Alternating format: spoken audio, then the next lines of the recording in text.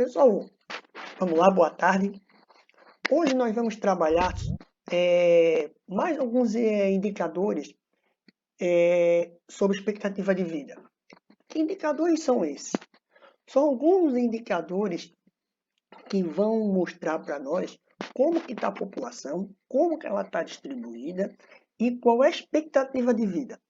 Quando nós falamos expectativa de vida, como está ali, ó, vai corresponder ao número médio de vida esperados para o recém-nascido. Ou seja, mais ou menos de quanto que vai ser a expectativa de vida. Nós sabemos que quando nós trabalhamos com expectativa de vida, nós temos uma expectativa. Não quer dizer que todo mundo vai viver. Exemplo, ali, ó, em 1940, a expectativa de vida do brasileiro, da mulher, era quase 43 anos, e do homem era 45 anos e meio. Vai passando o tempo, essa expectativa de vida começa a aumentar também. Chega em 2014, a expectativa de vida da mulher é de 78,8 anos e do homem 71,6. Mas vocês podem perguntar assim, professor, mas como? Homem e a mulher, eles não têm a mesma expectativa de vida? Pessoal, quando nós trabalhamos expectativa de vida, nós imaginamos que todo mundo vai viver muito. Mas é uma expectativa, não quer dizer que vamos viver esses 71 os homens e 78 a mulher. Todo mundo. Vai ter alguns fatores que vão mostrar para nós que alguns irão... Professor, Pode falar. em que página tá? Página 40. Beleza. Valeu. Alô? Então vai ter... É uma expectativa. Não está dizendo que todo mundo vai viver isso. Alguns vão ver, outros não vão ver. Ah, mas por quê? Um dos fatores que fazem que as mulheres vivam mais do que os homens é o fator procurar médico. Porque o homem não procura, se nós pegarmos de uma maneira geral, o homem ele vai procurar o médico muito menos que a mulher. Porque o homem ele tem essa cultura de ele não procurar médico, que ele vai tomar um chazinho e vai resolver. Ah, eu vou deixar para depois. E a mulher não. Outro fator que faz com que as mulheres vivam mais é quando a mulher fica grávida, ela faz o pré-natal. Ela tem que acompanhar a gestação junto com o médico. Então o médico vai cuidar da mulher e da criança. Isso faz com que, se ela tiver alguma doença, estiver passando mal, alguma coisa, já vai estar o médico junto para ajudar. Isso ajuda muito. Por que isso vai ajudar muito? Porque isso vai fazer com que a mulher ela se sinta mais segura, tanto na saúde dela, como na saúde da criança. E vai se passando o tempo, nós começamos a entender que a mulher ela se cuida muito mais do que os homens. Exemplo, fumante. Os homens, no modo geral, fumam mais do que a mulher. O homem, no montante geral, ele usa mais bebida alcoólica, consome mais bebida alcoólica do que a mulher. Então, isso é uma série de fatores que vai fazer com que a mulher viva mais. Ah, mas isso não quer dizer que todas as mulheres vão viver mais do que os homens. É uma média. É uma média. E essa aqui é a expectativa de vida do brasileiro. A expectativa de vida do brasileiro, para ser mais precisa, está em 73 anos. Uma média, 73 anos como um todo. Mas vamos lá. Mas nós temos outros indicadores que vão ajudar nós a entender todos esses números. São taxa de mortalidade. O que é a taxa de mortalidade? É o número de crianças que morrem até completar 1 ano de idade. Esse número ele vai ter que ser multiplicado a cada 1.000 nascimentos. Nós temos essa taxa de natalidade. Essa taxa de mortalidade, mas por que as crianças em menos de 1 ano a cada 1.000 estão morrendo tanto? Aí tem que ir lá estudar por quê? Para ver o que está acontecendo. Falta de alimento? É doença? Ou são outros fatores? Às vezes é outros fatores. Exemplo, numa região onde sofre muito problemas relacionados à natureza, furacões, terremotos, essa taxa de mortalidade também vai diminuir. Porque o local onde eles vivem também faz diferença. E normalmente essa taxa de mortalidade nos países desenvolvidos não chega a 1%. Os países ricos, países europeus, Estados Unidos, Japão, Austrália, essa taxa de crianças de mortalidade infantil não chega a 1%.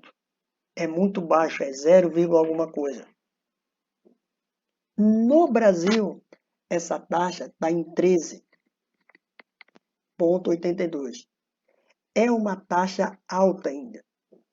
Ainda é uma taxa alta. Porque se nós pegarmos os países ricos, países desenvolvidos, a taxa não chega a 1%, no Brasil nós temos 3 vezes mais. Mas nós temos que entender que o Brasil ele tem algumas particularidades. No Brasil, nós temos as regiões, elas são muito diferentes umas da outra. Exemplo, a cada 1.000 aqui em Santa Catarina, na região sul, vai ser esse mesmo número? Não vai ser esse mesmo número, vai ser um número menor. Porém, lá no Nordeste, esse número vai ser maior. Por quê? Porque lá, falta de água, a falta de alimento, as condições que eles vivem extremamente precárias. Então, esses números vai ter uma relação com a região aonde está e também esse número vai estar relacionado ao período. Se nós pegar um período, exemplo, de escassez de água, esse número, essa taxa de natalidade, de mortalidade, vai aumentar. Porque vai faltar água para a população. A mãe, as crianças, em alguma vão sentir falta. Ah, mas se tiver em períodos normais, período normal vai ser 13. Esse número tem que ser mais baixo. Enquanto esse número não baixar, essa taxa de mortalidade é extremamente preocupante. Porque quer dizer que a cada 1.000 crianças, quase 14 morrem, até completar 1 ano de idade. Por uma série de motivos.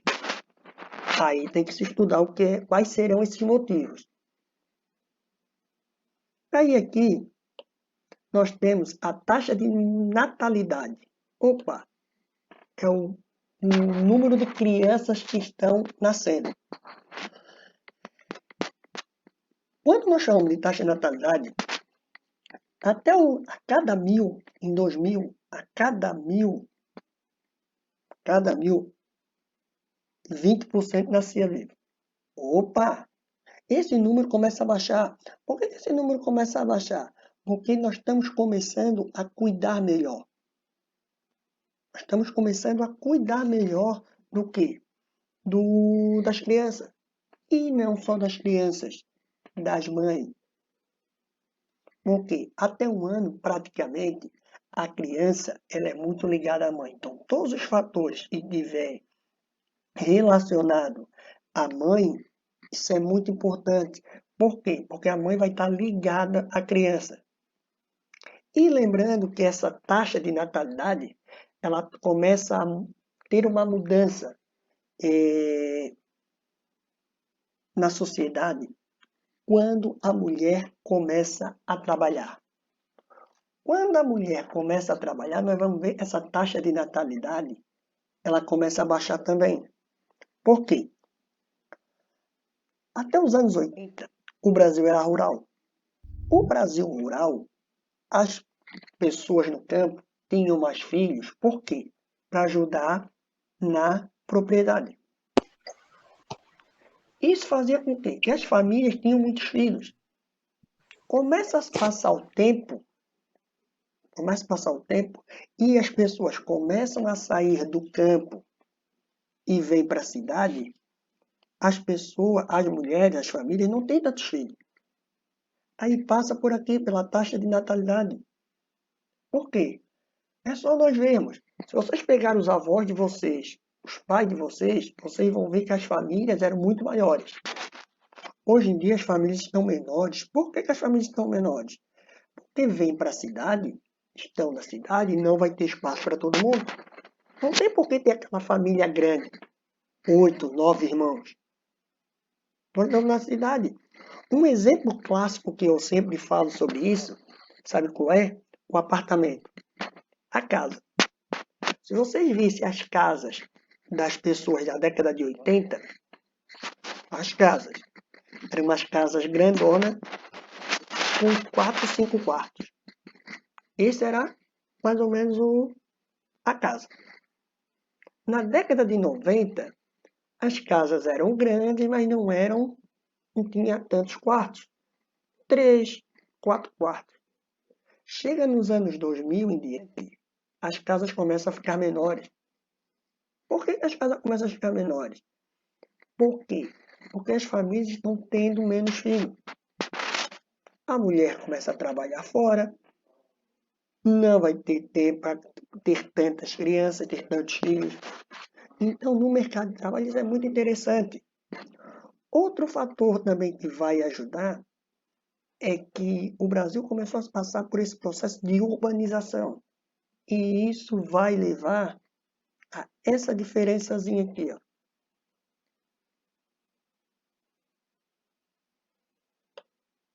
Que vai ser a mudança. Tá, mas que mudança foi essa? A mudança do campo, do rural para a cidade. Os apartamentos, que é outro exemplo muito legal para nós pensarmos. Vamos lá, os apartamentos. Os apartamentos antes também, eles tinham geralmente 3 quartos, bem grandão. Hoje em dia os apartamentos estão menores. A maioria dos apartamentos, somente 2 quartos. Por quê? Porque eles estão vendo que as famílias também estão menores. Então, tudo é uma relação de quê? De entendimento. E, para finalizar isso aqui, nós temos o crescimento natural ou vegetativo. O que é o crescimento natural vegetativo? É a diferença entre a taxa de natalidade e a taxa de mortalidade. Ou seja, é o número de crianças até 1 ano que completaram 1 ano e o número de crianças que não completaram 1 ano. Essa vai ser o crescimento natural vegetativo. Por que isso? Porque nós sabemos que até 1 ano vai ser importante, é importante para a criança, para ela conseguir se adaptar ou não, para ela conseguir sobreviver ou não. O Brasil, ele está com esse crescimento natural em 1,4. 1,4. Os países ricos, desenvolvidos, não chega a 1. É menos. Isso demonstra que nós temos muito que avançar. Nós temos muito que avançar. Mas isso não quer dizer que nós não cuidamos das nossas crianças. É por uma série de fatores. É a localização, é acesso à infraestrutura, é renda. Quando eu falo renda, eu estou falando dinheiro. São fatores climáticos. Por quê? É difícil tu criar uma criança. Há uma diferença, aliás, de tu criar uma criança aqui na região sul e uma criança lá na região nordeste. A diferença é muito grande. Então, isso que é interessante. Mas esses indicadores só vão ajudar a montar o quebra-cabeça que é a formação da população brasileira. No dia do Brasil chegar aos números baixíssimos, o Brasil pode sim virar um país de primeiro mundo. Mas primeiro o Brasil tem que arrumar alguns problemas que ele tem em relação a esses indicadores sociais. Agora, nós vamos falar sobre a formação da população brasileira. Lembra na última aula que eu pedi para vocês falarem, eu pedi para vocês, eu quero que vocês imaginem um alemão, imaginem um japonês, imaginem o brasileiro. É difícil imaginar a população brasileira. Porque a população brasileira é a miscigenação de vários povos, ou de três principais povos. É o indígena, o negro, que era o escravo, e o europeu, que era o português. E junto disso, teve a miscigenação. Essa miscigenação vai dar uma diversidade cultural muito grande, que nós podemos falar que pode ser a Cavalhada em Corumbá de Goiás. Essa é podemos dizer que é uma atividade cultural da região. É a identidade que aquela população daquela região tem. Aquela região ela se sente representada por essa manifestação cultural. Outros vão dizer que eles vão se sentir representados por essa daqui, ó, de Parintins, que é lá na região norte do Brasil, que é a disputa cultural que eles têm entre... Alguém sabe qual é o rival desse daqui? Lá da Eu região não norte? sei. Não? Não. Não. Então vamos lá. Esse aqui, lá na região norte do Brasil, principalmente na região amazônica, tem essa disputa entre o boi que é vermelho, que é o garantido, com o outro azul, que é o caprichoso. Então, então essa disputa cultural, ela vai ajudar a população de lá se identificar com um ou com o outro. Mas eles fazem o quê? Eles estão mostrando para as pessoas, principalmente para quem é de fora, que eles têm uma identidade. A identidade da região norte do Brasil é essa. E isso é muito importante porque não deixa essa tradição ou essa cultura morrer. E nós temos outra também, que é a região de São Paulo. Outra completamente diferente. Aquela São Paulo que nós trabalhamos, que nós estudamos, que ela é próspera, que tudo acontece, que é uma metrópole, é completamente diferente daquelas duas que nós conhecemos. Mas é o mesmo país. Então, o Brasil, por ter um tamanho tão grande, territorial, ele tem, dentro desse mesmo país, culturas diferentes.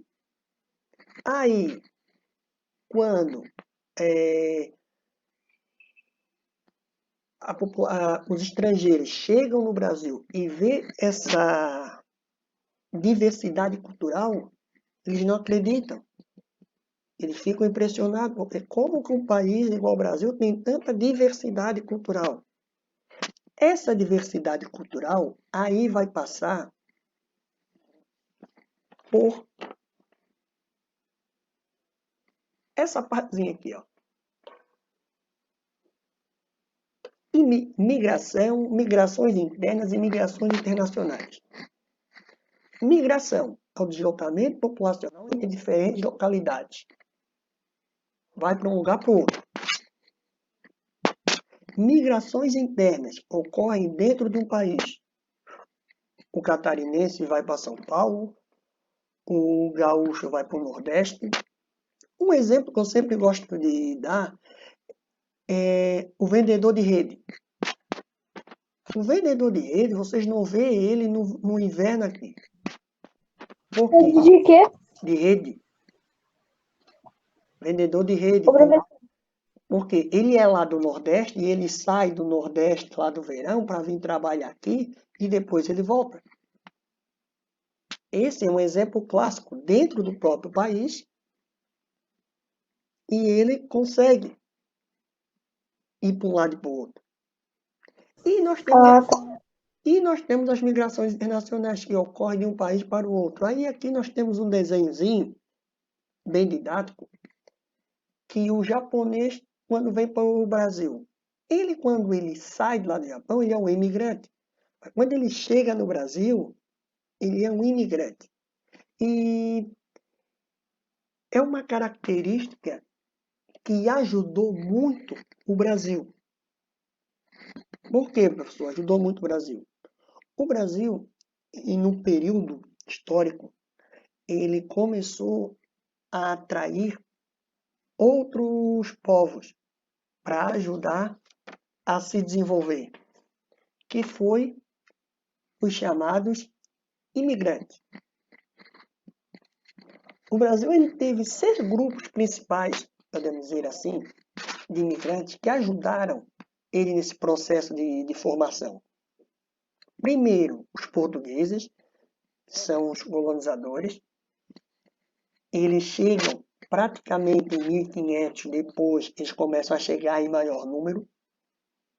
Só que os portugueses eles começaram a fazer os indígenas a trabalhar. Os indígenas conseguiram trabalhar do jeito que eles queriam? Não. Eles vão lá e trazem os escravos. Os escravos eles conseguem trabalhar até um período. Depois não dá mais resultado. E depois vem os italianos. A partir de 1870, a partir de 1830, 40, começa a chegar um grande número de imigrantes para o Brasil, principalmente italianos e alemães. Esses 2 grupos foram os maiores grupos que chegaram no Brasil. Junto com os sírios e libaneses, que foram para o São Paulo, norte do Brasil e nordeste, e eles eram muito bons no comércio, negociar. E os japoneses também vieram para o Brasil, principalmente para a região o norte do Paraná e o sul de São Paulo. Mas eu vou falar um pouquinho para vocês sobre os alemães e os italianos. Dê uma olhadinha como era numerosa aquela quantidade de imigrantes italianos que vieram. Na produção do café, lado esquerdo, e ali os escravos, lado direito. Olha aquela outra família de alemães, a primeira aqui, ó, em 1920. Aí depois a libanesa e por último a japonesa. Pessoal, mas como que vieram chegar aqui, né? O Brasil, final de 1800, final de 1700, começo de 1800, ele começa a fazer uma propaganda na Europa, chamando alguns povos para vir trabalhar no Brasil. Porque dizia que aqui a terra era boa, o clima era bom, tinha fartura de tudo, então muitos se deslumbraram com a propaganda e vieram para cá. E outro fator que fizeram com que eles viessem para cá é que a Europa estava passando por uma séria crise econômica, social e política. A Europa estava passando por alguns problemas, muitas doenças. O que é que esses 2 principais grupos fizeram? Vamos para o Brasil e depois nós voltamos. Só que quando eles chegam no Brasil, não era tudo aquilo que eles falaram. Quando eles chegam no Brasil, primeiro, o clima é diferente, o solo é diferente e um fator principal, a alimentação. A alimentação que eles tinham lá na Europa, que já estavam habituados, é muito diferente do que eles vão encontrar no Brasil. principalmente frutas e verduras. Muitos não conseguiram se adaptar, mas muitos conseguiram. E nesses dois grupos principais, os alemães e os italianos, surgem algumas cidades, como Blumenau, Joinville, de origem alemã, de origem italiana, Caxias do Sul, Nova Veneza. Blumenau. Blumenau é alemã. Blumenau. Blumenau é de origem alemã. Então, falando sobre Blumenau, aí, quando eles chegam, o Hermann Blumenau, que foi o fundador da cidade, ele era um comerciante que trazia as pessoas lá de Blumenau, lá da Alemanha, para Blumenau, para a região aqui sul do Brasil. Então ele era um comerciante, ele conhecia muito bem. E quando os primeiros alemães chegaram e começaram a construir as casas no Vale do Itajaí, naquele rio, os indígenas alertaram os alemães. Olha, faz a casa mais para cima, porque tem épocas que o rio sobe e leva tudo. Os alemães não acreditaram. Houve uma cheia e levou parte de casas. Então eles colocaram a casa mais para cima. Então, todas essas características que nós temos aqui, ó, foram muito importantes, foram muito importantes, principalmente aumentou a nossa diversidade cultural, porque os alemães trouxeram muito conhecimento, os italianos, os sírios, os japoneses, os portugueses, os italianos, os africanos, junto com os indígenas já estão. Por isso que o Brasil ele é miscigenado. Não vai ter outro país que vai ter tanta miscigenação igual ao Brasil. Vocês não vão encontrar. Por que vocês não vão encontrar? Porque o Brasil ele tem essa característica. Ele tem essa característica. E essa característica foi importante para o desenvolvimento. Antes que eu me esqueça, teve a Copa do Mundo e a Olimpíada, e o Brasil atraiu turistas do mundo inteiro. E muitos, quando chegavam no Brasil, eles não entendiam, ou demoraram para entender, como que o Brasil é um país tão miscigenado e o povo consegue viver em harmonia. Porque eles não conseguiam entender. Porque mesmo na Europa, há alguns conflitos étnicos e culturais entre os italianos, os alemães, os portugueses, os italianos, os espanhóis. Há um conflito entre eles. Há um preconceito entre eles. Agora, aqui no Brasil, esses preconceitos e esses atritos são menores. Isso é importante para mostrar que como o Brasil tem uma miscigenação muito diferente de outros países. Exemplo, os alemães, os japoneses. Os japoneses nunca tiveram essa miscigenação. Sempre tiveram com o seu mesmo grupo. Os americanos, Estados Unidos, mesmo os Estados Unidos tendo comprado também uma quantidade de escravos, a região sul dos Estados Unidos é extremamente preconceituosa, diferente da região norte, e muitas vezes não conseguem conversar entre eles. Mas aqui no Brasil, houve essa miscigenação cultural e todo mundo conseguiu.